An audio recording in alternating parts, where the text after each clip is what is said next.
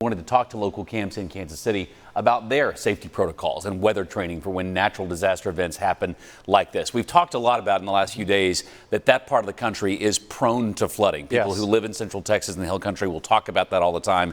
Not necessarily something we see as often here, but you have to be prepared for it. You do, because we do see a lot of high winds and tornadoes. So I'll give you the latest example of what camps around here are doing. The Scouts run the biggest camps, and this is the latest thing that they've installed. They've installed 3 new tornado sirens like this one at Camp Bartle and Osceola within the last 2 months. But between those 2 main Boy Scout of America camps, they serve about 2,000 kids. There's 2,000 kids in the woods right now, but there's a lot more than tornado sirens keeping them safe. The camps have built new shelters and pavilions too over the last few years for when those storms or rain gets really bad. Day 1 of camp starts with tornado drills. Staff has mandatory extreme weather training going over everything from flash floods to how to extract campers if something does go wrong.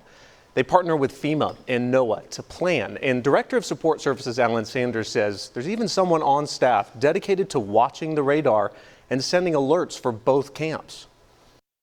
Even just last night with those storms that moved through, he was watching it on the TV, he was watching it on the radar, he was communicating with both properties.